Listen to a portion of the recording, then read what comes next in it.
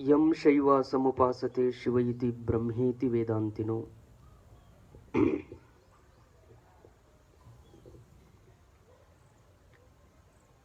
ಬೌದ್ಧ ಬುದ್ಧ ಇತಿ ಪ್ರಮಾಣಪಟವಃ ಕರ್ತೇತಿ ನೈಯಾಯಿಕಾಃ ಅರ್ಹನ್ನಿತ್ಯತ ಜೈನ ಶಾಸನರತಾ ಕರ್ಮೇತಿ ಮೀಮಾಂಸಕಾಃ ಸೋಯಂ ಮೋ ವಿದಧಾತು ವಾಂಛಿತ ಫಲಂ ತ್ರೈಲೋಕ್ಯ ನಾಥೋ ವಿಭೋ.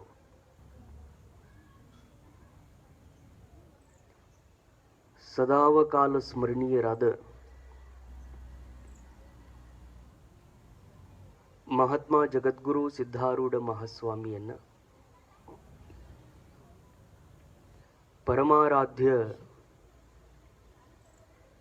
ಶ್ರೀಮನ್ ನಿಜಗುಣ ಶಿವಯೋಗಿಗಳವರ ಷಟ್ಶಾಸ್ತ್ರಗಳಿಗೆ ಟೀಕಾ ತಾತ್ಪರ್ಯವನ್ನು ರಚಿಸಿ ಈ ನೆಲದ ಮುಮುಕ್ಷುಗಳನ್ನು ಉದ್ಧರಿಸಿದಂಥ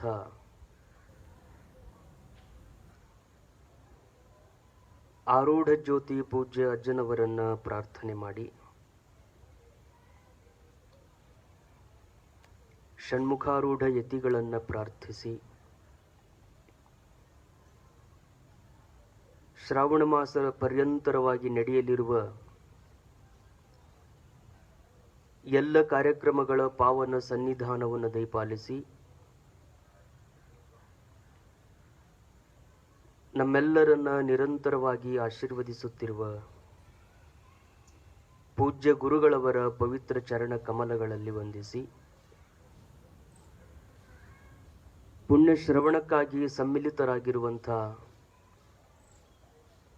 ಶರಣ ತಂದೆ ತಾಯಿಗಳೇ, ತಮ್ಮೆಲ್ಲರಿಗೂ ಶರಣು ಶಿವಶರಣಾರ್ಥಿಗಳು.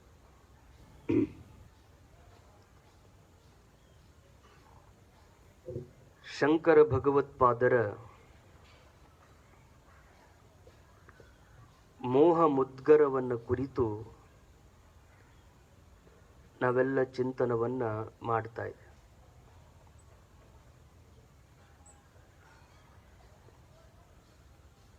ಮನುಷ್ಯನಾಗಿ ಜನ್ಮವೆತ್ತಿ ಬಂದ ಬಳಿಕ ಮಾಡಬೇಕಾಗಿರುವಂತಹ ಮಹತ್ವದ ಕಾರ್ಯವನ್ನು ಕುರಿತು ಎಚ್ಚರಿಸ್ತಾರೆ.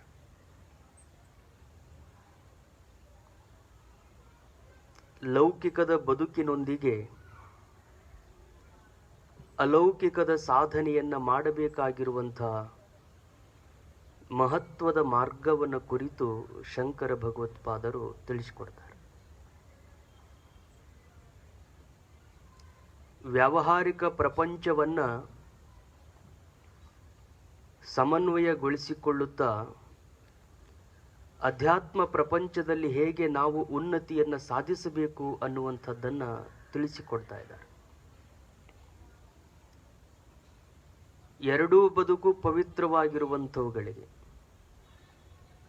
ಲೌಕಿಕ ಅಲೌಕಿಕ,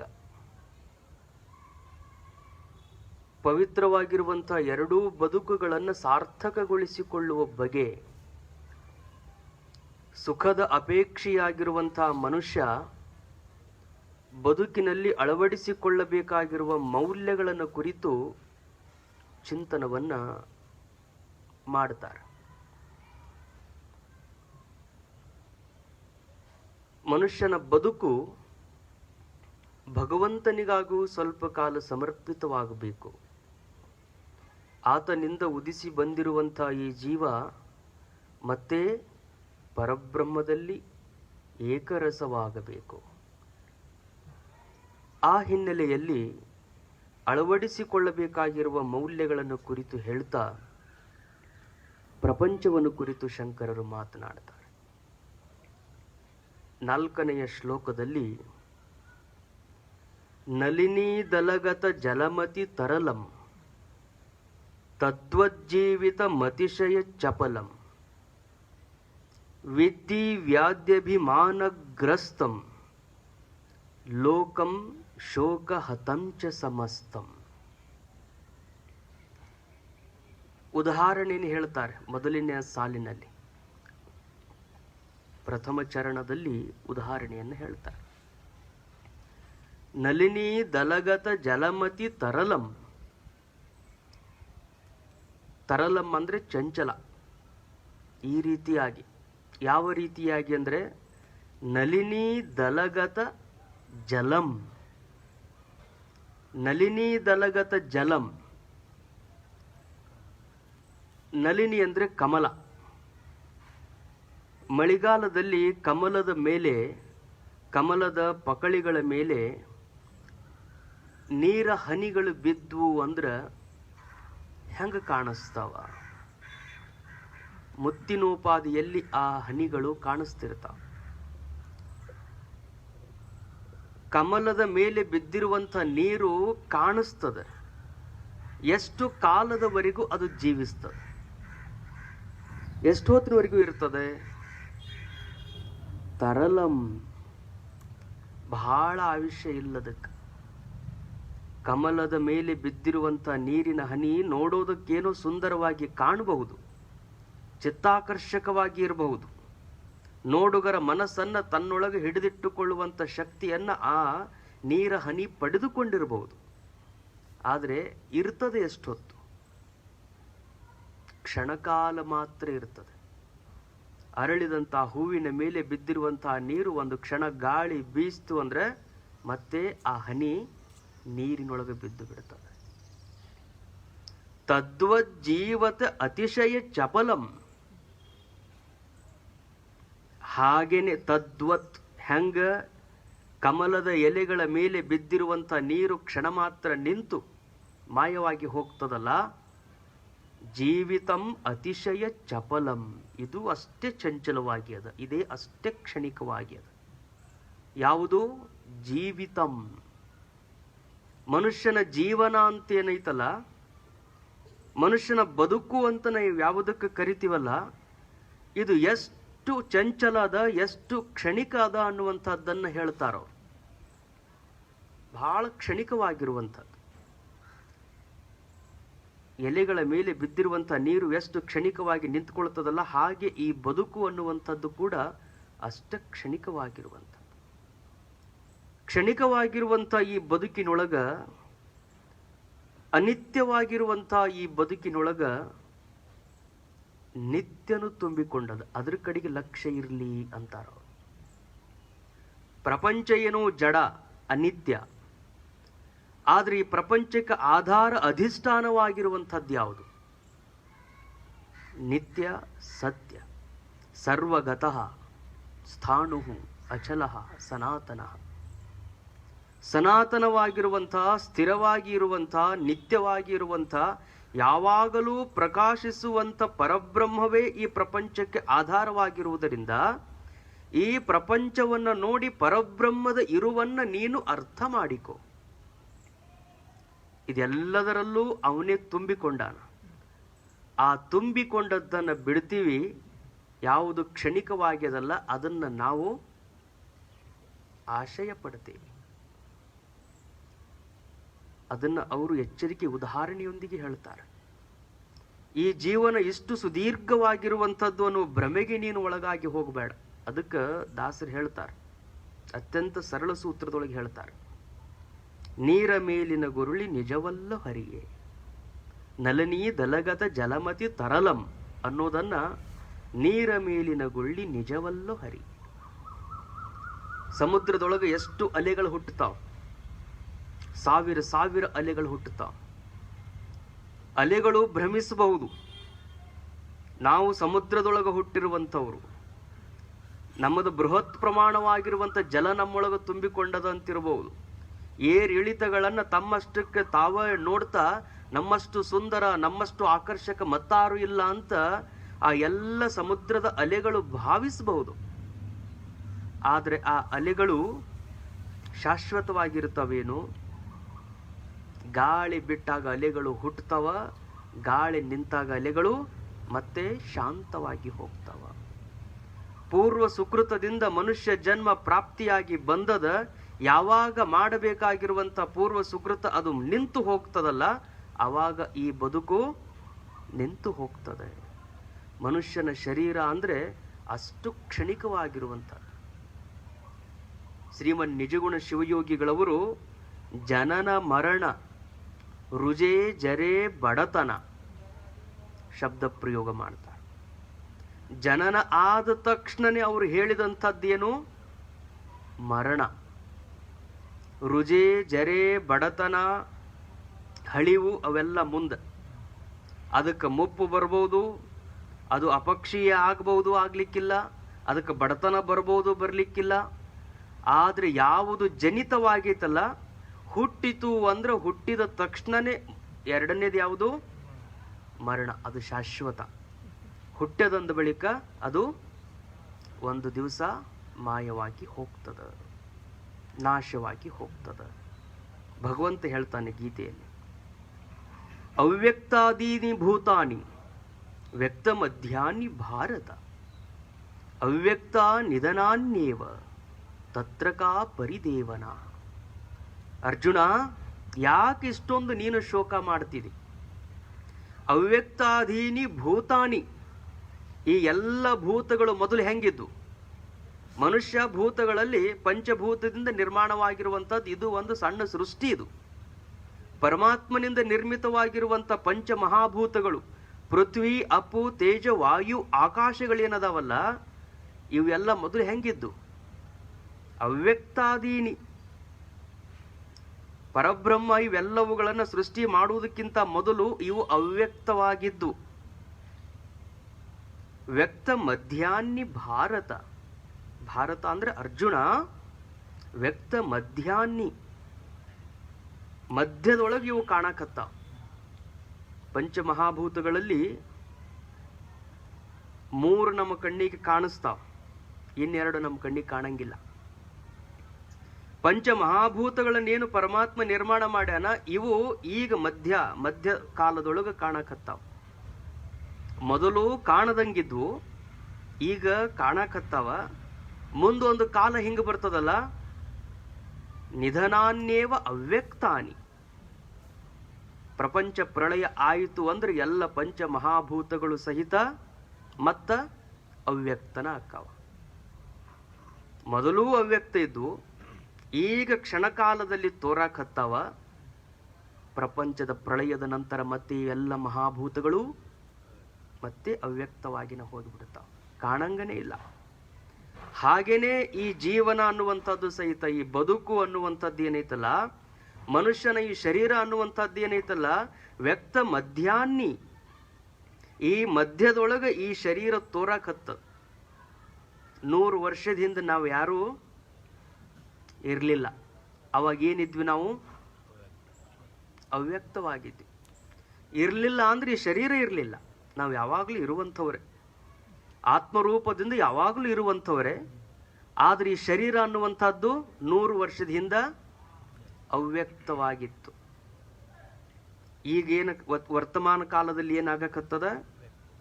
ವ್ಯಕ್ತ ಆಗಿ ತೋರಕತ್ತದ. ಇನ್ನು 100 ವರ್ಷದ ನಂತರ ನಿಧನಾನಿ ಅವ್ಯಕ್ತಾನಿ. ಇದ್ರೊಳಗಿನ ಪ್ರಾಣ ಪಕ್ಷಿ ಹಾರಿ ಹೋಗಿಬಿಡ್ತು ಅಂದ್ರೆ ಮತ್ತೆ ಇದು ಅವ್ಯಕ್ತವಾಗಿ ಬಿಡುತ್ತದೆ. ಹಿಂಗ ಅವ್ಯಕ್ತವಾಗಿರುವಂಥ ನಾನು ವ್ಯಕ್ತವಾಗುವಂಥ ಈ ಪ್ರಪಂಚದ ತುಂಬೆಲ್ಲ ತುಂಬಿಕೊಂಡದು. ಪರಬ್ರಹ್ಮ ಅನ್ನುವಂಥದ್ದು ಅವ್ಯಕ್ತವಾಗಿದ್ರೂ ಸಹಿತ ವ್ಯಕ್ತವಾದ ಈ ಪ್ರಪಂಚದೊಳಗದು ತುಂಬಿಕೊಂಡದಂದ ಬಳಿಕ ಆ ಅವ್ಯಕ್ತವಾಗಿರುವಂಥದ್ದನ್ನು ಈ ವ್ಯಕ್ತದ ಮೂಲಕ ಅರ್ಥ ಮಾಡಿಕೊಳ್ಳಬೇಕು ನಾವು. ಪರಬ್ರಹ್ಮನಿಂದ ನಿರ್ಮಿತವಾಗಿರುವಂಥ ಈ ಶರೀರ, ಈ ಶರೀರದ ತುಂಬೆಲ್ಲ ಅವನೇ ವ್ಯಾಪಿಸಿಕೊಂಡಿರುವಾಗ ಎಲ್ಲ ಕಡೆಗೂ ವ್ಯಾಪಿಸಿದಂತಹ ಪರಮಾತ್ಮ ಇದ್ರೊಳಗೂ ತುಂಬಿಕೊಂಡಾನ. ಇದ್ರೊಳಗೆ ತುಂಬಿಕೊಂಡಾನ ಅಂದ ಬಳಿಕ ಅದನ್ನು ನಾನು ಲಕ್ಷ್ಯ ಕೊಟ್ಟು ಅರ್ಥ ಮಾಡಿಕೊಳ್ಳಬೇಕು. ಅದನ್ನು ಅರ್ಥ ಮಾಡಿಕೊಳ್ಳಿಲ್ಲ ಅಂದ್ರೆ ಮನುಷ್ಯನಾಗಿ ಹುಟ್ಟಿದ್ದು ವ್ಯರ್ಥ ಆಗಿ ಹೋಗ್ತದೆ. ಅದನ್ನು ಅರ್ಥ ಮಾಡಿಕೊಳ್ಳೋದಕ್ಕೆ ಬಹಳ ಟೈಮ್ ಐತಿ ಅಂತ ತಿಳ್ಕೊಳಕ್ ಹೋಗ್ಬೇಡ. ಇದು ಯಾವ ಕ್ಷಣದೊಳಗೆ ಬಿದ್ದು ಹೋಗ್ತದ ಗೊತ್ತಿಲ್ಲ. ವ್ಯಕ್ತವಾಗಿ ತೋರುವಂಥ ಈ ಘಟ ಇರಬಹುದು, ವ್ಯಕ್ತವಾಗಿ ತೋರುವಂಥ ಪಂಚ ಮಹಾಭೂತಗಳಿರಬಹುದು, ವ್ಯಕ್ತವಾದಂಥ ಈ ಪ್ರಪಂಚಕ್ಕೆ ಬಹಳ ಆವಿಷ್ಯದ ಅಂತ ಭಾವಿಸಿಕೊಳ್ಬೇಕಾಗಿಲ್ಲ. ಇದು ಸುಮ್ಮನೆ ತೋರಕತ್ತದ. ಶ್ರೀಮನ್ ನಿಜಗುಣ ಶಿವಯೋಗಿಗಳು ಹೇಳ್ತಾರೆ, ಘಟವೇ ಪುಸಿ ಘಟವೇ ನೀನು ದಿಟದಂತೆ ತೋರಿ ಮೋಹಿಪುದನೇನೆಂಬೆ, ಮೊದಲು ಮೃತ್ತಿಕೆಯ ಪಿಂಡದೊಳು ನೀನಿಲ್ಲ. ಘಟ ಅಂದ್ರೆ ಕೊಡ, ಮಣ್ಣಿನ ಕೊಡ. ಆ ಕೊಡವನ್ನು ಕುರಿತು ಹೇಳ್ತಾರವ್ರು. ಅದನ್ನ ನೋಡ್ಯಾರ. ನೋಡಿದಂಥ ಕೊಡವನ್ನು ಕುರಿತು ಹೇಳ್ತಾ ಹೇಳ್ತಾ ಆಶ್ಚರ್ಯ ಆಗ್ಯದ ಅವ್ರಿಗೆ. ಘಟವೇ ಪುಸಿ ಘಟವೇ, ಕೊಡವೇ ಸುಳ್ಳಿನ ಕೊಡವೇ, ನಿಜವಾದದ್ದಲ್ಲದು, ಆದ್ರೆ ಕಾಣಕತ್ತದ. ನೀನು ಧಿಟದಂತೆ ತೋರಿ ಮೋಹಿಪುದನೇನೆಂಬೆ, ಇಡೀ ಪ್ರಪಂಚವನ್ನ ನಿನ್ನ ಕಡೆಗೆ ಆಕರ್ಷಣೆ ಆಗುವಂಗ ಮಾಡ್ಕೊಂಡು ಬಿಟ್ಟಿಯಲ್ಲ, ಏನು ಆಶ್ಚರ್ಯ ಇದು. ಎಲ್ಲರೂ ಕೊಡವನ್ನು ಹೊಗಳ್ತಾರ ಹೊರತು ಆ ಕೊಡ ಎದರಿಂದ ನಿರ್ಮಾಣ ಆಗ್ಯದ ಅದ್ರ ಬಗ್ಗೆ ಯಾರು ಮಾತಾಡಂಗಿಲ್ಲ. ಏನು ಕೊಡ ಏನು ಕೊಡವ, ಹುಬ್ಬಳ್ಳಿ ಮಾಟ ಎಂತ ಚಂದುಳ್ಳ ನೋಡವ. ಕೊಡಗಳಲ್ಲಿ ಕುಂಬಾರ ಮಾಡಿದಂಥ ಕೊಡಗಳೊಳಗೆ ಹುಬ್ಬಳ್ಳಿ ಭಾಗದ ಕುಂಬಾರ ಮಾಡಿದಂಥ ಮಾಟ ಏನೈತಲ್ಲ, ಆ ಮಾಟ ಇನ್ಯಾರಿಗೂ ಮಾಡಕ್ ಬರಂಗಿಲ್ಲ ಅಂತ ಅಷ್ಟು ಸುಂದರವಾಗಿರುವಂತಹ ಕೊಡ. ಕೊಡವನ್ನು ಕುರಿತು ಹಾಡ್ಯಾರ, ಕೊಡದ ವರ್ಣನೆಯನ್ನು ಮಾಡ್ಯಾರ, ಕಂಠದ ವರ್ಣನೆ ಮಾಡ್ತಾರ, ತಳದ ವರ್ಣನೆ ಮಾಡ್ತಾರ, ಎಷ್ಟು ಆವಿಷ್ಯ ಕಾಲ ಬದುಕ್ತೈತಿ ಅಂತ ವರ್ಣನೆ ಮಾಡ್ತಾರ. ಆದ್ರೆ ಕೊಡ ನಿರ್ಮಾಣ ಆಗಿದ್ದು ಎದರಿಂದ? ಮಣ್ಣಿನಿಂದ ಅದು ನಿರ್ಮಾಣ ಆಗ್ಯದ. ಮಣ್ಣಿನ ವರ್ಣನೆ ಇಲ್ಲ, ಮೂಲವನ್ನ ಯಾರು ಗಮನಿಸಂಗಿಲ್ಲ. ಯಾವುದು ಕಣ್ಣಿಗೆ ಕಾಣಿಸ್ತದಲ್ಲ ಅದ್ರ ಬಗ್ಗೆ ಎಲ್ಲ ಮಾತನಾಡ್ತಾರೆ. ಹಂಗ ಈ ಶರೀರದ ವರ್ಣನೆ ನಡೀತದ, ಶರೀರದ ಸೌಂದರ್ಯವನ್ನು ಕುರಿತು ವರ್ಣನೆ ನಡೀತದ. ಶರೀರಕ್ಕ ಇದು ಎಷ್ಟು ಎತ್ತರದ, ಹೆಂಗದ, ಏನು ಕಾಣಿಸ್ತದೆ ಎಲ್ಲವನ್ನು ಕುರಿತು ಹೇಳ್ಬೋದೇ ಹೊರತು ಆ ಶರೀರದೊಳಗೆ ಶಾಶ್ವತವಾಗಿ ಚೈತನ್ಯ ರೂಪದೊಳಗಿರುವಂತ ಪರಬ್ರಹ್ಮನ ಕಡೆಗೆ ಲಕ್ಷಣ ನಮ್ದು ಹೋಗಂಗಿಲ್ಲ. ನೀನ್ ಹೆಂಗ ಮಾಡಿಬಿಟ್ಟಿ ಅಂದ್ರ ಪುಸಿ ಇದ್ರು ಸಹಿತ ಧಿಟದಂತೆ ತೋರಿ ಮೋಹಿಪುದನು ಏನು ಎಂಬೆ. ಕೇಳ್ತಾರ ಅವ್ರು, ಕೊಡವನ್ನು ಕುರಿತು ಕೇಳ್ತಾರ. ಮೊದಲು ಮೃತ್ತಿಕೆಯ ಪಿಂಡದೊಳು ನೀನಿಲ್ಲ. ಕೊಡ, ನೀ ಏನಾದ್ರೂ ಮಣ್ಣು ತಗೊಂಡು ಕುಂಬಾರ ಕಲಸ್ತಿರ್ತಾನಲ್ಲ, ಕಲಸುವಂತ ಆ ಪಿಂಡದೊಳಗ ಆ ಮಣ್ಣಿನ ಗುಂಪಿಯೊಳಗೆ ಏನಾದ್ರೂ ನೀನು ಅದಿಯೇನು? ಅವಾಗಿಲ್ಲ. ಹುಟ್ಟಿದ ಬಳಿಕ, ಒಡೆದ ಬಳಿಕ ಹುಟ್ಟಿದಿ, ಹುಟ್ಟಿ ಸ್ವಲ್ಪ ಕಾಲ ನೀನು ಇರ್ತಿದಿ, ಒಡೆದು ಧೂಳಾಗೆ ನೀನಿಲ್ಲ. ಹುಟ್ಟಿದಿ, ಈಗ ಚಲೋ ಕಾಣಕತ್ತಿದಿ, ಕೊಡ ಒಡಿತಪ್ಪ, ತುಂಬಿಕೊಂಡು ಬರೋ ಮುಂದೆ ಕೈ ಜಾರಿ ಬಿದ್ದು ಒಡೆದು ಹೋತು. ಒಡಿತಂದ ತಕ್ಷಣ ಅದನ್ನು ಮತ್ತೆ ನಾವು ಮಣ್ಣಿಗೆ ಒಗಿತೀವಿ. ಮಣ್ಣಿಗೆ ಒಗುದು ಧೂಳು ಅಲ್ಲ, ಧೂಳಾದ್ಮೇಲೆ ನೀನು ಅದೇನು ಇಲ್ಲ, ಮಣ್ಣಾಗದೇನು ಇಲ್ಲ. ಮೊದಲೂ ಇಲ್ಲ, ನಂತರವೂ ಇಲ್ಲ. ನಿನಗೆ ತೋರುವಿಕೆ ಯಾವಾಗ ಬಂದದ? ಮಧ್ಯದೊಳಗೆ ಈ ತೋರುವಿಕೆ ಬಂದು ನಿಂತ್ಕೊಂಡದ. ಹಂಗ ವ್ಯಕ್ತ ಮಧ್ಯಾಹ್ನಿ ಭಾರತ, ಈ ಬದುಕು ಅನ್ನುವಂಥದ್ದು, ಜೀವನ ಅನ್ನುವಂಥದ್ದು ಪರಮಾತ್ಮನಿಂದ ನಿರ್ಮಿತವಾಗಿರುವಂತ ಈ ಜೀವನ ಈಗ ತೋರಕತ್ತದ, ಈ ಕ್ಷಣದೊಳಗ ತೋರಕತ್ತದ. ಯಾವಾಗ ಇದು ಬಿದ್ದು ಹೋಗ್ತದೆ ಅನ್ನುವಂಥದ್ದು ಗೊತ್ತಿಲ್ಲ. ಅದಕ್ಕೆ ಎಚ್ಚರದಿಂದ ಇದ್ದು ಸಾಧಿಸಬೇಕಾಗಿರುವಂಥದ್ದನ್ನ ಸಾಧಿಸಬೇಕು. ಸಾಧಿಸಬೇಕಾಗಿರುವಂಥದ್ದು ಬಹಳ ಮಹತ್ವ. ಈ ಜೀವನವನ್ನು ಕುರಿತು ಹೇಳ್ತಾರೆ ಬಸವಣ್ಣನವರು, ಎಷ್ಟು ಕ್ಷಣಿಕದ ಅಂತ. ಕಪ್ಪೆ ಸರ್ಪದ ನೆರಳಲಿರ್ಪಂತೆ ಎನಗಾಯಿತ್ತಯ್ಯ, ಅಕಟಕಟ ಸಂಸಾರ ಋತಹೋಯಿತಲ್ಲ, ಕರ್ತೃ ಕೂಡಲ ಸಂಗಮ ದೇವ ಇವ ತಪ್ಪಿಸಿ ಎನ್ನ ರಕ್ಷಿಸಯ್ಯ. ಪರಮಾತ್ಮನಲ್ಲಿ ಅವರು ಪ್ರಾರ್ಥನೆ ಮಾಡ್ತಾರೆ, ಏನಂತ? ಕಪ್ಪೆ ಸರ್ಪದ ನೆರಳಲಿರ್ಪಂತೆ. ಕಪ್ಪಿಗೆ ಏನಾಗ್ಬಿಟ್ಟದಂದ್ರೆ ಬಾಯಾರಿಕೆ ಆಗ್ಯದ. ಬಾಯಾರಿಕೆ ಆಗ್ಯದ, ಹುಡುಕಾಡ್ಕೊಂತ ನೀರು ಹುಡುಕಾಡ್ಕೊಂತ ಹೋಗ್ಯದ, ಎಲ್ಲೂ ನೀರು ಸಿಕ್ಕಿಲ್ಲ. ನೀರಿಲ್ಲ ಅಂತ ಸುಮ್ಮನೆ ಕೂತಂತ ಕಪ್ಪಿ ಇನ್ನೇನು ಜಿಕ್ಕೋತ ಹೊಂಟಿತ್ತು. ಅದಕ್ಕೆ ಅನಿಸ್ತು, ಅಲ್ಲಿ ಒಂದು ಕಡೆಗೆ ನೆಳ್ಳು ಕಾಣಿಸ್ತು. ನೆಳ್ಳು ಕಾಣಿಸ್ತು, ನೀರರ ಸಿಗ್ಲಿಲ್ಲ. ನೆಳ್ಳಿನ ಆಶ್ರಯ ಪಡ್ಕೋಬೇಕು ಅಂತ ನೆರಳು ಕೆಳಗೆ ಹೋಗಿ ಕೂತ್ಕೋಬೇಕು ಅಂತ ಹೋತು. ನೆಳ್ಳು ಎದರದು? ಸರ್ಪದ ನೆರಳು. ಅದು ಎಡಿ ಎತ್ಕೊಂಡು ಕೂತ್ಕೊಂಡದ. ಆ ಎಡಿ ಕೆಳಗೆ ಸ್ವಲ್ಪ ನೆರಳು ಬಿದ್ದದ. ಈ ಕಪ್ಪಿ ಏನು ಮಾಡ್ಯದಂದ್ರ ಆ ಸರ್ಪದ ನೆರಳಿಗೆ ಹೋಗಿ ಆಶ್ರಯವನ್ನು ಪಡಿಬೇಕು ಅಂತ ಜಿಗದು ಅಲ್ಲಿ ಹೋಗಿ ಕೂತ್ಕೊಂಡ. ಎಷ್ಟೊತ್ತವರೆಗೂ ಸುಮ್ಮನೆ ಇರ್ಬೋದು ಸರ್ಪ?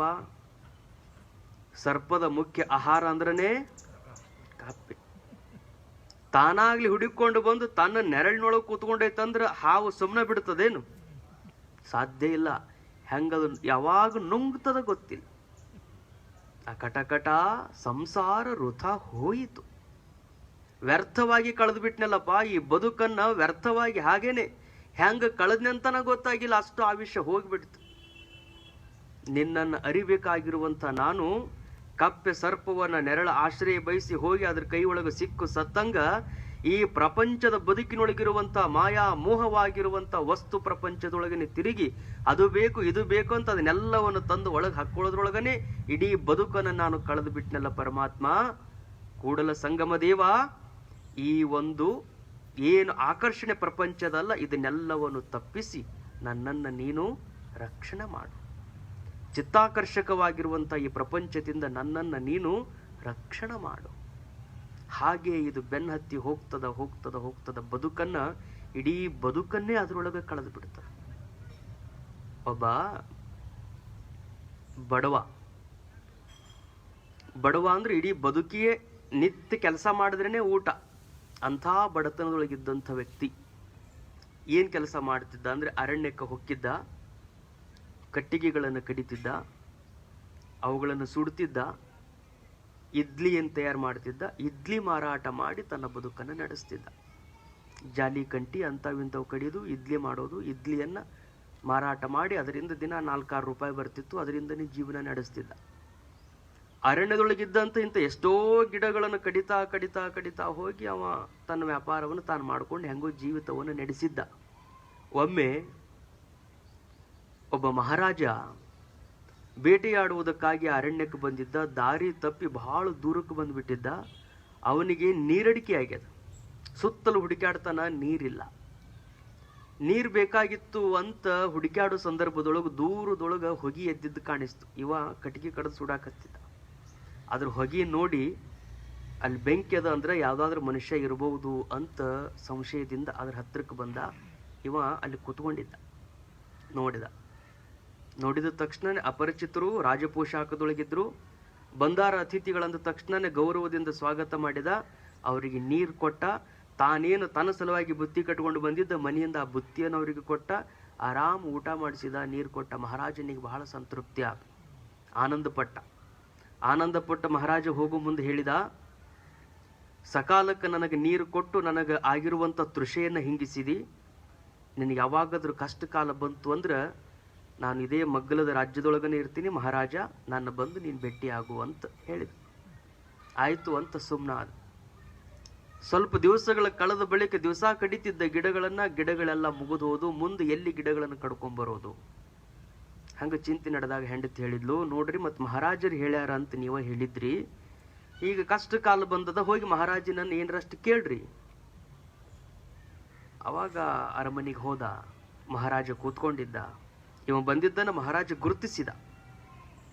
ಕಷ್ಟ ಕಾಲದಲ್ಲಿ ಪ್ರಾಣ ಹೋಗುವ ಸಂದರ್ಭದಲ್ಲಿ ಯಾರು ಸಹಾಯ ಮಾಡಿರ್ತಾರ ಅಂಥವ್ರ ನೆನಪು ಮಹಾರಾಜನಿರ್ಲಿ, ರಾಜನಿರ್ಲಿ, ಚಕ್ರವರ್ತಿ ಇರಲಿ, ಎಲ್ಲರಿಗೂ ನೆನಪಿರ್ತದೆ. ಇವನನ್ನು ನೋಡಿದ ತಕ್ಷಣ ನೆನಪಾತ ಮಹಾರಾಜನಿಗೆ. ಕಷ್ಟ ಕಾಲದಲ್ಲಿ ನೀರನ್ನು ಕೊಟ್ಟು ನನ್ನ ಬದುಕಿಸಿದಂಥ ವ್ಯಕ್ತಿ ಬಂದಾನ. ಬಹಳ ಸಂತೋಷಪಟ್ಟ. ರಾಜೋಪಚಾರವನ್ನು ಮಾಡಿಸಿ ಏನು ಕಷ್ಟ, ಯಾಕೆ ಬಂದೀರಿ ಅಂತ ಕೇಳಿದ. ಇಲ್ಲ, ಮತ್ತು ದಿವಸ ಗಿಡಗಳನ್ನು ಕಡಿದು ಇಡ್ಲಿ ಮಾಡಿ ಮಾರ್ತಿದ್ದೆ, ಎಲ್ಲ ಅರಣ್ಯ ಮುಗಿದು ಹೋಗ್ಯದ, ಮುಂದೆ ಏನು ಮಾಡಬೇಕು ಅಂತ ಚಿಂತೆ ಅದ, ಅದಕ್ಕೆ ಬಂದೀನಿ. ಆವಾಗ ಮಹಾರಾಜ ಒಬ್ಬ ಮಂತ್ರಿಯನ್ನು ಕರೆದು ಹೇಳಿದಂತ, ಅವನಿಗೇನು ಬೇಕು ವ್ಯವಸ್ಥೆ ಮಾಡು. ಮಹಾರಾಜ ಹೇಳ್ಯಾನಂದ ತಕ್ಷಣ ಮಂತ್ರಿಗೆ ಆಯಿತು ಅಂತ ವಿಚಾರ ಮಾಡಿ ಅವ ಒಂದು ಶ್ರೀಗಂಧದ ವನ ಇತ್ತು, ಚಂದನ ವನ. ಶ್ರೀಗಂಧದ ವನವನ್ನೇ ಅವನ ಹೆಸರಲ್ಲಿ ಬರೆದು ಕೊಟ್ಟಂತ. ಇದನ್ನ ನೀನು ಉಪಭೋಗ ಮಾಡ್ಕೋ, ನಿನ್ನ ಬಡತನ ಎಲ್ಲ ನಾಶ ಆಗಲಿ, ಬಹಳ ದೊಡ್ಡ ಶ್ರೀಮಂತ ಆಗ ನೀನಂತ ಆ ಬಡವನಿಗೆ ಶ್ರೀಗಂಧದ ಮರವನ್ನು ಬರೆದು ಕೊಟ್ಟ, ವನವನ್ನೇ ಬರೆದು ಕೊಟ್ಟ.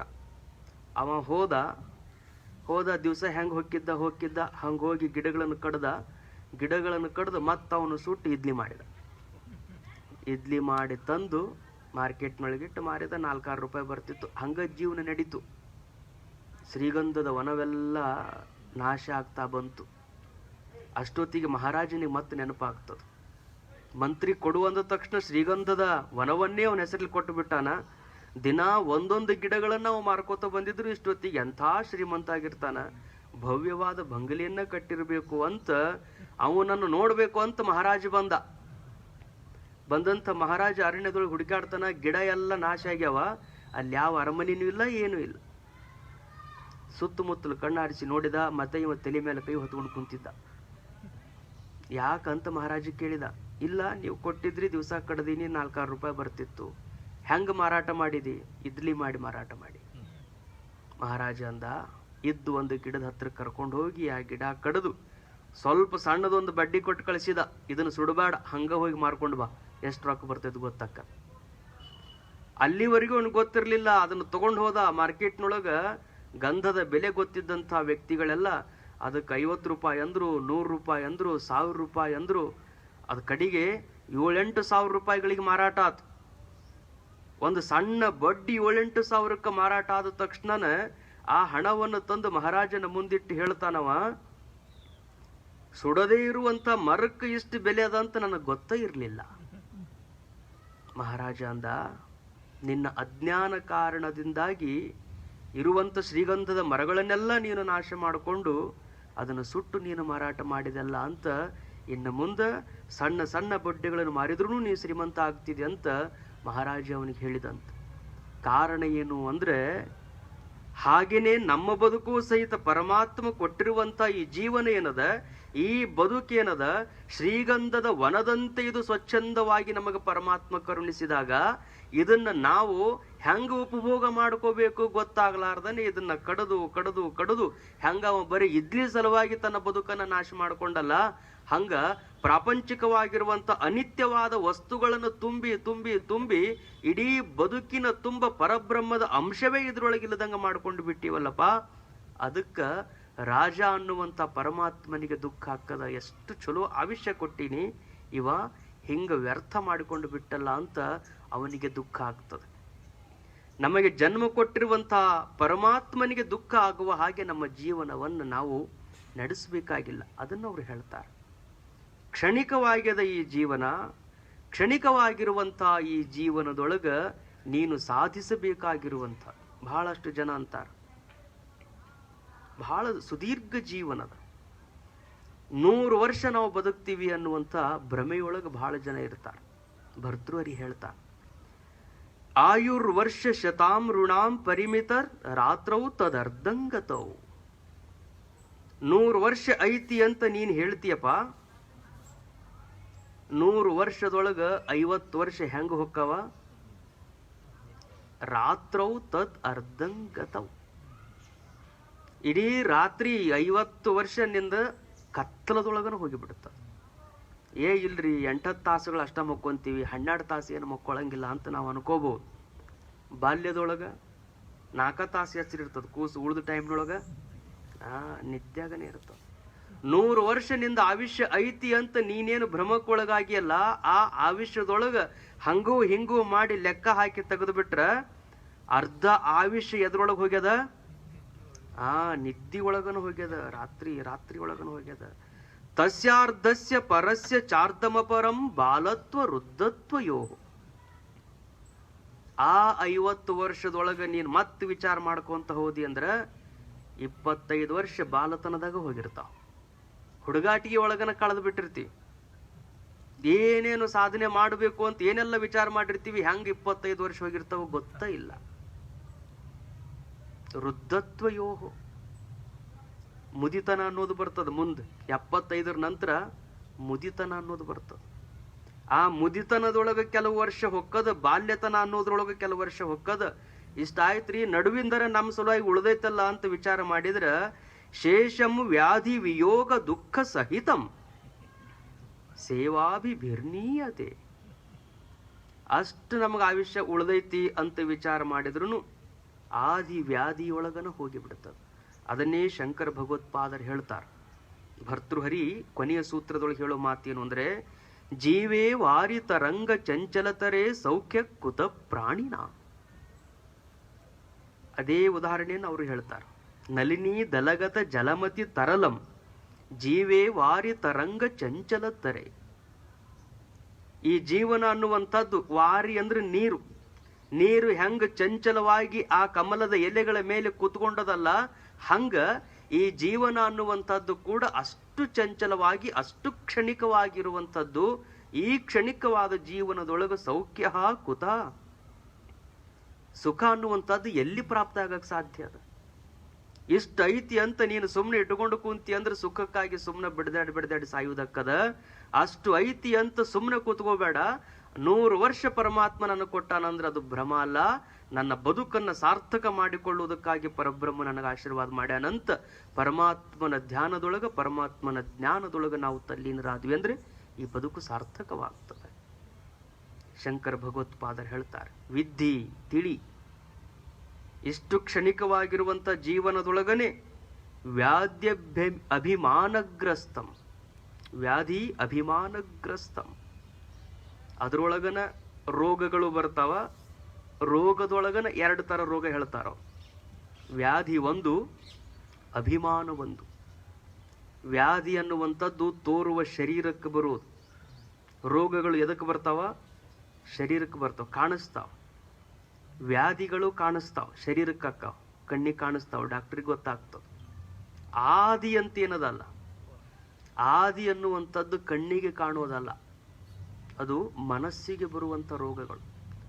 ಮನಸ್ಸಿಗೆ ಬರುವಂತ ಈ ಶರೀರಕ್ಕೆ ಬರುವ ರೋಗಗಳಂತೂ ಬಹಳ ಪರಿಚಯ ಅದಾವ ನಮಗೆ. ಒಂದಲ್ಲ ಎರಡಲ್ಲ, ಸಾವಿರ ರೋಗಗಳದಾವ. ಮನಸ್ಸಿಗೆ ಬರುವಂತ ರೋಗಗಳು ಅದಾವ. ಮನುಷ್ಯನಿಗೆ ಸಹನ ಇರಂಗಿಲ್ಲ. ಲೋಕದೊಳಗೆ ಯಾರೋ ಒಬ್ರು ಏನೋ ಮಾಡ್ತಿರ್ತಾರ ಅಂದ್ರೆ ಅದನ್ನ ಕಂಡು ನಮಗೆ ಸಹನ ಆಗಂಗಿಲ್ಲ. ನಮ್ಮ ಪರಿಶ್ರಮ ಅದ್ರೊಳಗೆ ಏನೂ ಇಲ್ಲ, ನಮಗೂ ಅದಕ್ಕೇನು ಸಂಬಂಧ ಇಲ್ಲ ಅಂದ್ರೂ ಸಹಿತ ಮನುಷ್ಯನೊಳಗೆ ಅಸೂಹ ಗುಣ ತುಂಬಿಕೊಳ್ಳುವುದರಿಂದ ಅದು ಮಾನಸಿಕವಾಗಿರುವಂತ ಒಂದು ರೋಗ. ಅದಕ್ಕೆ ಯಾರು ಔಷಧಿ ಕೊಡೋರು? ಶರೀರಕ್ಕೆ ಬಂದ ರೋಗಕ್ಕೆ ಡಾಕ್ಟರ್ ಔಷಧಿ ಕೊಡಬಹುದು, ಮನಸ್ಸಿಗೆ ಬರುವಂತ ರೋಗಕ್ಕೆ ಔಷಧಿ ಕೊಡಕ್ ಸಾಧ್ಯ ಇಲ್ಲ. ಅದು ತಾನೇ ತಿಳಿದು ನಿವಾರಣೆ ಮಾಡ್ಕೋಬೇಕಾಗಿರುವಂತ. ಹಾಗೆ ಅಧ್ಯಾತ್ಮ ಸಾಧಕನಿಗೂ ಒಂದು ರೋಗ ಬರುತ್ತದೆ. ಯಾವುದು? ಅಭಿಮಾನಗ್ರಸ್ತ, ಅಹಂಕಾರಿ. ಅಭಿಮಾನ ಅಂದ್ರೆ ಅಭಿಮಾನಾತ್ಮಕ ವೃತ್ತಿ ಅಹಂಕಾರ. ಅಹಂಕಾರ ಅಂದ್ರೆ ಚಂಚಲಾತ್ಮಕ ವೃತ್ತಿ ಮನಃ, ನಿಶ್ಚಯಾತ್ಮಕ ವೃತ್ತಿ ಬುದ್ಧಿ. ಅಹಂಕಾರ ಅಭಿಮಾನಾತ್ಮಕ ವೃತ್ತಿ ಅಹಂಕಾರ. ಚಂಚಲ ಆತು ಅಂದ್ರೆ ಮನಸ್ಸು ಅನ್ಬೇಕು, ದೃಢತೆಗೆ ಬಂತು ಅಂದ್ರೆ ಬುದ್ಧಿ ಅನ್ಬೇಕು, ಅಭಿಮಾನ ಪಡಕತ್ತೀವಿ ಅಂದ್ರೆ ಅಹಂಕಾರ ಅನ್ಬೇಕು. ಅಹಂಕಾರ ಅನ್ನುವಂಥದ್ದು ಅಧ್ಯಾತ್ಮ ಸಾಧಕನ ಬದುಕಿನೊಳಗೆ ತುಂಬಿಕೊಳ್ತು ಅಂದ್ರೆ ನನ್ನಂಗೆ ಯಾರು ಇಲ್ಲ, ನನ್ನಂತೆ ಯಾರು ಇಲ್ಲ ಅನ್ನೋ ಭಾವ ಬಂತು ಅಂದ್ರೆ ಅವ ಏನು ಮಾಡಿದ್ರು ವ್ಯರ್ಥನೆ. ಪರಬ್ರಹ್ಮಕ್ಕೆ ಮುಟ್ಟೋದಕ್ಕೆ ದೊಡ್ಡ ತೊಂದರೆ ಯಾವುದು ಅಂದ್ರೆ, ಪ್ರತಿಬಂಧಕ ಯಾವುದು ಅಂದ್ರೆ ಅಹಂಕಾರ. ಅಹಂ ಕರ್ತ ಅಹಂ ಭೋಕ್ತ, ನನ್ನಿಂದನೇ ಅಲ್ಲ, ನಾನೇ ಮಾಡೋನು, ನಾನೇ ಭೋಗಿಸೋನು ಅನ್ನೋ ಭಾವ ಇಲ್ಲಿ ಬಂತು ಅಂದ್ರೆ ಪರಬ್ರಹ್ಮ ನಮ್ಮಿಂದ ದೂರ ಆಗ್ತದೆ. ಅಂತ ಅಹಂಕಾರಗ್ರಸ್ತನಾಗಬೇಡ. ಆದಿ ವ್ಯಾಧಿಗಳಿಂದ ನೀನು ತುಂಬಿಕೊಂಡು ಹೋಗಬೇಡ. ಎಚ್ಚರದಿಂದ ಈ ಬದುಕು ಇವೆಲ್ಲದರೊಳಗೂ ಹಿಂಗ ಬರ್ತದ. ಇಡೀ ಲೋಕವೇ ಲೋಕಂ ಶೋಕ ಹತಂಚ ಸಮಸ್ತ, ಇಡೀ ಲೋಕವೇ ಈ ದುಃಖದಿಂದ ತುಂಬಿಕೊಂಡದ, ಆದಿ ವ್ಯಾಧಿಗಳಿಂದ ತುಂಬಿಕೊಂಡದ, ಅತ್ಯಂತ ಕ್ಷಣಿಕವಾಗಿರುವಂತ ಜೀವನದಿಂದ ಇದು ತುಂಬಿಕೊಂಡದ. ಅದಕ್ಕೆ ನೀನು ಬಹಳಷ್ಟು ಎಚ್ಚರದಿಂದ ವಿಚಾರ ಮಾಡು. ಪರಮಾತ್ಮ ಕೊಟ್ಟಿರುವಂತ ಈ ಆವಿಷ್ಯವನ್ನ ಎಷ್ಟು ಸಾರ್ಥಕವಾಗಿ ಕಳಿಬೇಕು ಅನ್ನೋದನ್ನ ನೀನು ಬಹಳ ಸುಂದರವಾಗಿ ವಿಚಾರ ಮಾಡು ಅಂತ ಶಂಕರ ಭಗವತ್ಪಾದರು ಹೇಳ್ತಾರೆ. ಪ್ರಭುದೇವರು ಒಂದು ಉದಾಹರಣೆಯನ್ನು ಕೊಡ್ತಾರೆ. ಅವರು ನೀರ ಮೇಲಿನ ಹನಿಗಳ ಉದಾಹರಣೆಯನ್ನು ಕೊಟ್ರೆ, ಪ್ರಭುಗಳು ಒಂದು ಉದಾಹರಣೆಯನ್ನು ಹೇಳ್ತಾರೆ. ಸಂಸಾರವೆಂಬ ಹೆಣ ಬಿದ್ದಿರೆ ತಿನಬಂದ ನಾಯ ಜಗಳವ ನೋಡಿರೆ. ನಾಯ ಜಗಳವ ಕಂಡು ಹೆಣನೆದ್ದು ನಗುತ್ತಿತ್ತು. ಎಷ್ಟು ಅದ್ಭುತವಾದ ಮಾತು ಹೇಳ್ತಾರ. ಸಂಸಾರ ಅನ್ನುವಂತ ಹೆಣ ಬಿದ್ದಿರೆ, ಬಿದ್ದದದು, ಕಣ್ಮುಂದು ಬಿದ್ದದು. ಇಡೀ ಪ್ರಪಂಚದ ಎಲ್ಲ ವಸ್ತುಗಳು ಬಂದು ಬಿದ್ದಾವ. ಏನೇನು ಚಿತ್ತಾಕರ್ಷಕ ವಸ್ತುಗಳದಾವ ಎಲ್ಲ ಕಣ್ಣು ಮುಂದೆ ಬಂದು ತುಂಬಿಕೊಂಡಾವ. ಅವು ಹಿಂಗ ಘಟ ಹೆಂಗ ಕುಣಿತದಲ್ಲ, ಖುಷಿಯಾಗಿರುವಂತ ಘಟ, ಮಣ್ಣಿನ ಘಟ ನಾನಾ ಚಂದ ಅಂತದ್ ಹೆಂಗ ಕುಣಿತದಲ್ಲ, ಹಂಗ ಇಡೀ ಪ್ರಪಂಚದ ಚಿತ್ತಾಕರ್ಷಕ ಎಲ್ಲ ವಸ್ತುಗಳು ಬಂದು ಜೀವನ ಮುಂದ ಹಿಂಗ ಹರಿವ್ಯಾವಲ್ಲ, ಅವುಗಳನ್ನ ಇವ ಬೆನ್ ಹತ್ಯಾನ. ಯಾರು? ತಿನಬಂದ ನಾಯ ಜಗಳವ ನೋಡಿರೆ. ಒಂದು ಹೆಣ ಬಿದ್ದಿತ್ತು ಅಂದ್ರೆ ಹೆಣಕ್ಕೆ ಹೆಂಗ ಊರ ನಾಯಿಗಳೆಲ್ಲ ಬೆನ್ ಹತ್ತಿರ್ತಾವಲ್ಲ, ಎಲ್ಲ ನಾಯಿಗಳು ಹೋಗಿ ಅದನ್ನ ನೋಡೋವನೇ. ಹಂಗ ಈ ಪಂಚ ಇಂದ್ರಿಯಗಳು, ಪಂಚಜ್ಞಾನೇಂದ್ರಿಯಗಳು, ಮನ ಬುದ್ಧಿ ಚಿತ್ತ ಅಹಂಕಾರ, ಈ ಎಲ್ಲ ಇಂದ್ರಿಯಗಳ ಸಮೇತವಾಗಿ ಈ ಮನುಷ್ಯ ಪ್ರಾಪಂಚಿಕವಾಗಿರುವಂತ ವಸ್ತುಗಳನ್ನ ಬೆನ್ನ ಹತ್ತಿ ಅವುಗಳನ್ನು ಉಪಭೋಗ ಮಾಡಕತ್ತಾನ.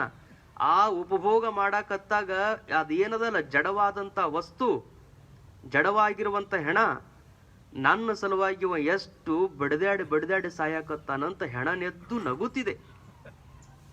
ಯಾರನ್ನ ಬೆನ್ನ ಹತ್ತಿ ಹೋಗ್ಬೇಕಾಗಿತ್ತು ಅದನ್ನ ಬಿಟ್ಟಾನ, ನಾನು ಕಣ್ಣಿಗೆ ಕಾಣಕತ್ತೀನಂತ ನನ್ನನ್ನ ಇವ ಬೆನ್ನ ಹತ್ತಿ ನನ್ನ ಉಪಭೋಗದೊಳಗನೆ ತನ್ನ ಬದುಕನ್ನು ಕಳೆಯಕತ್ತಾನಲ್ಲ. ಗುಹೇಶ್ವರ ಲಿಂಗ ಅಲ್ಲಿಲ್ಲ ಕಾಣಿರೋ.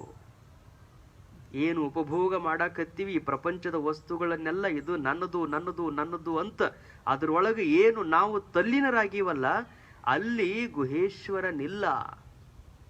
ಪ್ರಪಂಚದ ಯಾವ ವಸ್ತುಗಳಲ್ಲೂ ಗುಹೇಶ್ವರನು ತುಂಬಿಕೊಂಡಿಲ್ಲ. ಅವ ಇರೋದು ನನ್ನಲ್ಲಿ, ಆತ್ಮಜ್ಞಾನದಲ್ಲಿ. ಅಂಥ ಗುಹೇಶ್ವರನನ್ನು ಅರ್ಥ ಮಾಡಿಕೊಳ್ಳಬೇಕಾಗಿರುವಂಥ ಈ ಜೀವ ಲೌಕಿಕದ ವಸ್ತುಗಳನ್ನು ಕುರಿತು ಬೆನ್ನು ಹತ್ತಿ ಹೋಗುವುದನ್ನು ಕಂಡು ದುಃಖ ಮಾಡಿಕೊಳ್ತಾರೆ. ಬಸವಣ್ಣವ್ರು ಅಂತಾರೆ, ಹೆಂಗ ಜೀವನ ಅಂದ್ರ ಈ ಬದುಕು ಗಾಳಿಗಿಟ್ಟ ಸೊಡರು, ಸಂಸಾರವೆಂಬುವುದೊಂದು ಗಾಳಿಯ ಸೊಡರು. ಎಷ್ಟು ಅದ್ಭುತವಾದಂಥ ಉದಾಹರಣೆಗಳು. ದೀಪ ಹಚ್ಚಿಟ್ಟಾರ, ಸೊಡರು ಅಂದ್ರೆ ದೀಪ. ದೀಪ ಎಲ್ಲಿ ಹಚ್ಚಿಟ್ಟಾರ? ಗಾಳಿಯಾಗಿಟ್ಟಾರ. ಗಾಳಿಯಾಗಿಟ್ಟ ದೀಪ ಎಷ್ಟೊತ್ತವರೆಗೂ ಇರೋದದ. ಗಾಳಿ ಜೋರು ಬೀಸ್ತೀವಿ ಅಂದ್ರೆ ದೀಪ ಆರಿ ಹೋಗಿಬಿಡುತ್ತ. ಹಂಗ ಈ ಬದುಕು ಅನ್ನೋದು ಸಹಿತ ಗಾಳಿಗಿಟ್ಟ ದೀಪ ಇದ್ದಂಗ ಬಹಳ ಹೊತ್ತು ಇರ್ತೈತಿ ಅಂತ ಭ್ರಮಕ್ಕೊಳಗಾಗಬೇಡ. ಗಣಿಸಲ್ ಶತವರ್ಷದ ಭ್ರಮೆ ಕೇಳು. ಏನಂತಾರೆ ನಿಜಗುಣ ಶಿವಯೋಗಿಗಳು? 100 ವರ್ಷ ಅಂತ ನೀನೇನು ಅಂತೀಯಲ್ಲ, ಇದು ಒಂದು ಭ್ರಮ. ಸುಮ್ಮನೆ ಗುಣಾಕಾರ ಮಾಡ್ಕೋತ್ಕೊಂಡಿರೋದು. 100 ವರ್ಷ ಅದೀನಿ, ಈಗ 50 ಹೋಗ್ಯಾವ, ಈಗ 30 ಹೋಗ್ಯಾವ, 40 ಹೋಗ್ಯಾವ ಅಂತ ನೀ ಬರೀ ಲೆಕ್ಕ ಹಾಕೋತ ಕುಂದಿರ್ತಿ. ಆದ್ರೆ ಭ್ರಮ. 100 ವರ್ಷ ಅಂತ ಇದಕ್ಕೆ ಗ್ಯಾರಂಟಿ ಇಲ್ಲ. ಲೋಕದೊಳಗೆ ಯಾವುದೋ ವಸ್ತು ನಾವು ಖರೀದಿ ಮಾಡಲಿ, ಒಂದು ಮೊಬೈಲ್ ತಗೊಂಡ್ವಿ ಅಂದ್ರೆ ಅದ್ರ ಮೇಲೆ ವಾರಂಟಿ ಕಾರ್ಡ್ ಕೊಡ್ತಾರೆ. 5 ವರ್ಷ ಏನೂ ಆಗಂಗಿಲ್ಲ ನೋಡ್ರಿ. 5 ವರ್ಷ ಏನೂ ಆಗ್ಲಾರ್ದಂಗೆ ಅವ್ರು ಸೀಲ್ ಹೊಡೆದು ಕೊಡ್ತಾರೆ. ಯಾಕಂದ್ರೆ ಅವರು ತಯಾರು ಮಾಡಿದ ವಸ್ತುವಿನ ಮೇಲೆ ಅಷ್ಟು ಅವರಿಗೆ ಪರಮಾತ್ಮ ಇದನ್ನು ಸೃಷ್ಟಿ ಮಾಡ್ಯಾನ. ಇದಕ್ಕೆ ಬೆನ್ನ ಮೇಲೆ ಏನ್ ಹಾಕ್ಯಾನ? No warranty no guarantee. ಹೊರಗಿನ ವಸ್ತುಗಳ ಮೇಲೆ ಬೇಕಾದ ನಾವು ಹಾಕಿ ಕೊಡ್ಬೋದು. ಇದಕ್ಕೇನ್ ಮಾಡ್ಯಾನ? ಹುಟ್ಟಿಸಿನಿ, ಎಷ್ಟೈತಿ ಹೆಂಗೈತಿ ಗೊತ್ತಿಲ್ಲ, ಹೆಂಗ ಬದುಕ್ತಿದಿ ಬದುಕು. ಆದ್ರೆ ಪರಮಾತ್ಮ ಅದು ಹೇಗೆ ಮಾಡಿರ್ಲಿ, ಕೊಲ್ಲುವೆನೆಂಬ ಭಾಷೆ ದೇವನದಾದರೆ ಗೆಲ್ಲುವೆನೆಂಬ ಭಾಷೆ ಭಕ್ತನದು. ಇದಕ್ಕೆ ಗ್ಯಾರಂಟಿ ಕೊಟ್ಟಿಲ್ಲ, ವಾರಂಟಿ ಕೊಟ್ಟಿಲ್ಲ ಅಂತ ಚಿಂತೆ ಮಾಡ್ಬೇಕಾಗಿಲ್ಲ. ನೀನು ಕೊಲ್ತೀನಿ ಅಂತ ಬಂದ್ರು ಸಹಿತ ನಾನು ಗೆಲ್ತೀನಿ ಅಂತ ಯಾರು ಧೈರ್ಯದಿಂದ ಬದುಕ್ತಾರಲ್ಲ ಅಂಥವರು ತಮ್ಮ ಬದುಕನ್ನು ಸಾರ್ಥಕ ಮಾಡಿಕೊಳ್ತಾರೆ. ಅಂಥವರಿಂದ ಬದುಕು ಸಾರ್ಥಕ. ಹೇಳ್ತಾನೆ ಕವಿ Ben Jonson, a lily of a day it fares in May, although it fall and die that night, it is the plantain flower of night. ಸಣ್ಣದಾದ ಒಂದು ಹೂವ, ಲಿಲಿ ಅನ್ನುವಂಥ ಹೂವ ಸ್ವಿಟ್ಜರ್ಲ್ಯಾಂಡ್ನಲ್ಲಿ ಅರಳುತ್ತದೆ. ಅಷ್ಟು ಸುಂದರವಾದ ಮನಮೋಹಕ ಹೂವ, ಬಹಳ ಸಣ್ಣದು. ಆ ಹೂವನ್ನು ನೋಡೋದಕ್ಕೆ ಪ್ರಪಂಚದ ಎಲ್ಲ ಜನನೂ ಅಲ್ಲಿಗೆ ಹೋಗ್ತಾರಂತ. ಮೇ ತಿಂಗಳಲ್ಲಿ ಅದು ಅರಳುತ್ತದೆ. ಅ ಲಿಲಿ ಇಟ್ ಫೆರರ್ಸ್ ಇನ್ ಮೇ ತಿಂಗಳದೊಳಗೆ ಅದು ಅರಳುತ್ತದೆ. ಮೇ ತಿಂಗಳದೊಳಗೆ ಅರಳುವಂತ ಹೂವನ್ನು ನೋಡುವುದಕ್ಕೆ ಪ್ರಪಂಚದ ಎಲ್ಲ ಜನ ಹೋಗ್ತಾರ. ಅದು ಬಹಳ ಬದುಕಂಗಿಲ್ಲ. It falls and die that night. ಯಾವತ್ತು ಹುಟ್ಟ್ಯದಲ್ಲ ಅವತ್ತ ಬಿದ್ದು ಅವತ್ತ ಸಾಯ್ತದ. ಮುಂಜಾನೆ ಹುಟ್ಟುತ್ತದ, ಸಂಜಂದ್ರ ಸಾಯ್ತದ. ಅದನ್ನ ನೋಡೋದಕ್ಕ ಇಡೀ ಪ್ರಪಂಚದ ಜನ ಎಲ್ಲ ಹೋಗ್ತಾರ. ಹಂಗ ಈ ಮನುಷ್ಯ ನಿರ್ಮಿತ ಈ ಜೀವನ ಏನದಲ್ಲ, ಪರಮಾತ್ಮ ನಿರ್ಮಿತವಾದಂತ ಈ ಜೀವನ, ಇದು ಸ್ವಲ್ಪ ಕ್ಷಣಕಾಲ ಹುಟ್ಟಿ ಬಂದದ. ಹಿಂಗ ನಾನು ಬದುಕಬೇಕಲ್ಲ, ಪರಮಾತ್ಮನೇ ನನ್ನನ್ನು ಮೆಚ್ಚಿಕೊಳ್ಳುವಂತ ಬದುಕನ್ನ ನಾನು ಬದುಕಬೇಕು. ಓ ಮಲ್ಲಿಗೆ ಕಾಕಡ ನೀನು ಬಹಳ ಪಾಕಡ, ಅರಳಿ ನಿಂತೆ ಗಡಗಡ, ಉದಿರಿ ಬಿದ್ದೆ ಬಡಬಡ. ಒಂದೇ ದಿನದ ಜೀವನ ಆದರೂ ನೀ ಪಾವನ, ನನ್ನ ಮನೆಯ ನಂದನ ನಿನಗಿದೋ ವಂದನ. ಘಸ ಹಲಪ್ನವ್ರಿ ಕವಿತೆಯನ್ನು ಬರೀತಾರೆ. ಅಂದ್ರೆ ಒಂದು ಹೂವಿನ ಬದುಕು ಎಷ್ಟು ಸಾರ್ಥಕ ಆಗ್ತದೆ. ಒಂದು ದಿವಸ ಇರುತ್ತದೆ, ಅದು ತನ್ನ ಬದುಕನ್ನ ಸಾರ್ಥಕ ಮಾಡಿಕೊಳ್ಳುತ್ತದೆ. ಪರಮಾತ್ಮನ ಗುಡಿಗೆ ಬರುತ್ತದೆ, ದಿವ್ಯ ಸುಂದರಿಯರ ಮುಡಿಗೆ ಹೋಗ್ತದೆ, ಯೋಗಿಗಳ ಕೊರಳಿಗೆ ಮಾಲೆ ಆಗ್ತದೆ, ಪರಮಾತ್ಮನ ಚರಣಗಳಿಗೆ ಮಲ್ಲಿಗೆಯಾಗಿ ನಿಂತುಕೊಳ್ಳುತ್ತದೆ. ಹಾಗೆ ನಾವು ಎಷ್ಟೇ ದಿವಸ ಬದುಕಲಿ, ಎಷ್ಟೇ ಕ್ಷಣಗಳ ಬದುಕಲಿ, ಸುಂದರವಾಗಿರುವಂಥ ಬದುಕನ್ನು ಬದುಕಬೇಕು. ಈ ಬದುಕು ಕ್ಷಣಿಕವಾಗಿದ್ದರೂ ಸಹಿತ ಪರಮಾತ್ಮನಿಗಾಗಿಯೇ ಸಮರ್ಪಿತವಾಗಬೇಕು ಅಂತ ಶಂಕರ ಭಗವತ್ಪಾದರು ಎಲ್ಲರಿಗೂ ಉಪದೇಶ ಮಾಡ್ತಾರೆ ಅಂಥೇಳಿ ಇಂದಿನ ಚಿಂತನಕ್ಕೆ ವಿರಮಿಸ್ತಾರೆ.